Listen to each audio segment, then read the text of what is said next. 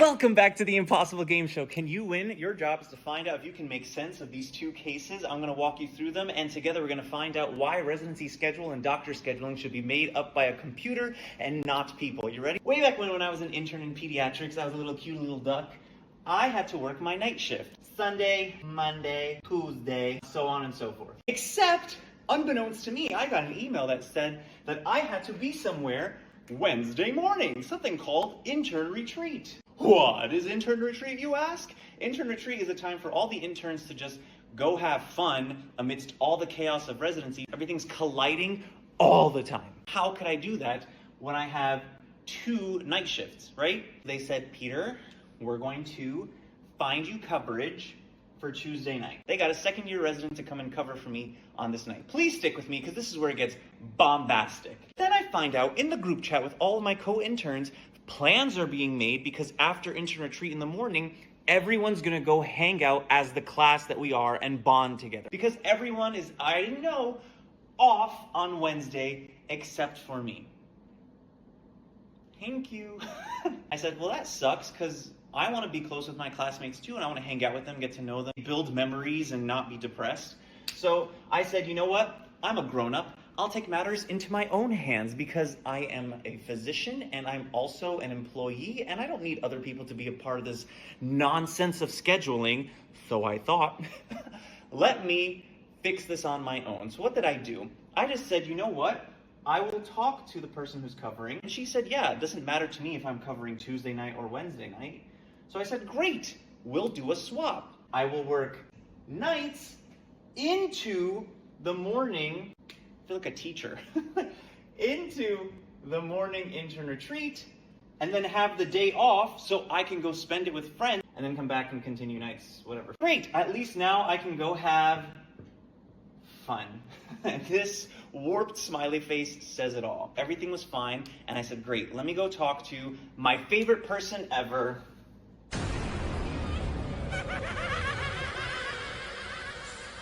the chief resident. And I said, hi, chief. I just wanted to bring up something about the schedule.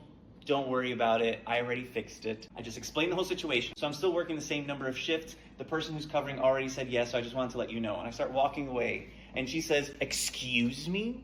I said, oh, did you not? I'm going to switch. She said, what do you mean you're switching? I said, one person's taking the place of the other. Do you need a synonym? I had no idea what she was talking about. She said, I already made the schedule. At this point, I didn't know that residency was going to be that hostile. So I was just like, oh, you did a great job with the schedule. I'm just saying, like, preference-wise, I'm preferring to work the day before so I can have the day. And she's like, no, I don't approve that. I'm pretty sure I chuckled. I was like, what do you mean you don't approve it? It doesn't affect you. I'm the one who's working, and the covering person is the one who, and the 2 people who are affected are the ones who say yes. Why does it matter what the chief thinks? And she said, I don't approve it. And I looked at her and I was like, why do you think you need to approve it? And she's like, because I'm the chief. And I said, yeah, but you're not the one who's working. Literally everyone who's involved is in agreement. I'm just letting you know that this is happening. I'm not asking for your permission. She said, well, you need my permission. I said, what? We need permission to do grown-up things? I guess I'm just going to go to the program director. She's like, you can go to him if you want.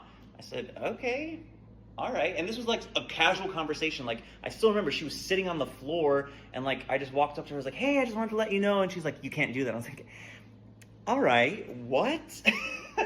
I was so confused. How do you tell someone they can't do an equivalent swap? The cop-out phrase is, there's things you wouldn't understand. You know what she actually said to me? You know what her reasoning was? I said, but what's the reasoning? I wanted to get to the core point. Like, I'm not here to argue. I'm here to understand logic. She said, the reason why is because if I work from the night before into intern retreat, I'm working a 24-hour shift. I clocked her so quick. I said, ma'am, pause, because the way you set it up is I'm working intern retreat into a night shift, which is also a 24, and then she started walking away.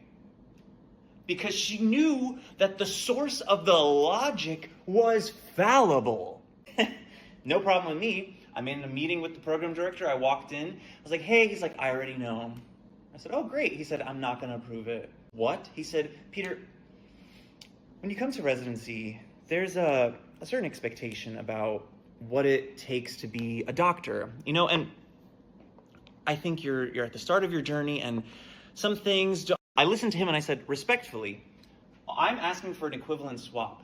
Why is this an issue? He said, well, the chief said no. I said, right. She thinks it's a 24, and I explained everything. He said, well, Peter, forget it. Everyone's going back to work. You don't need to be different. I said, that's where you're especially wrong, princess, because everyone else is off. My whole class is going to have a party, and I would like to be there with them. He said, that's not true.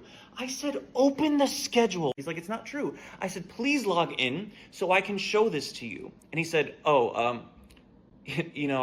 actually forgot my password. He's like, Peter, let's just, you win some, you lose some. I was like, this is not winning and losing. It's a shift. I'm doing the same. It doesn't matter. He said, let me just talk to her. I'll talk to the chief and find out. I'm not going to make any promises. And I'm like, the program director is not going to make any promises because he has to get it verified by the chief resident. Like, what kind of warped reality is this?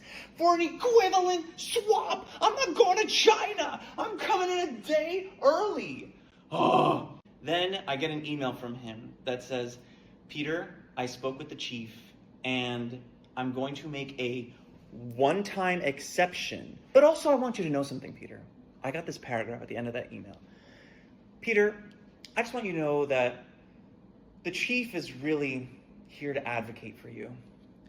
And she didn't tell me to say this to you, but she said that the way that you came at her was really disrespectful. And I would like to remind you that we work in a place that has high professionalism and, quote, Peter, you have what it takes to become a great pediatrician. Don't let trivial things like this get in your way.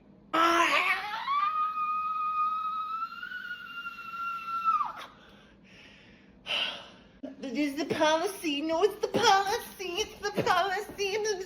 Wow, that's just case one. I didn't even get to case two. So basically, in doing that, she put me on her death threat list. It's one thing to go to the chief and say, I need coverage, you find it. Which they will never do. They're gonna be like, you find it for yourself. I had a friend of mine who the chief accidentally scheduled him to work in the PICU and put him on backup. And he came to them and said, hey, I just wanted to let you guys know you made a mistake. And they said, you have to find your own coverage. He's like, you made a mistake. I can't physically be into, they're like, you have to find your own coverage. It is what it is. I'm just gonna add this really quickly here, just for my own sanity. We know who you serve. Whew. I had a lovely intern retreat.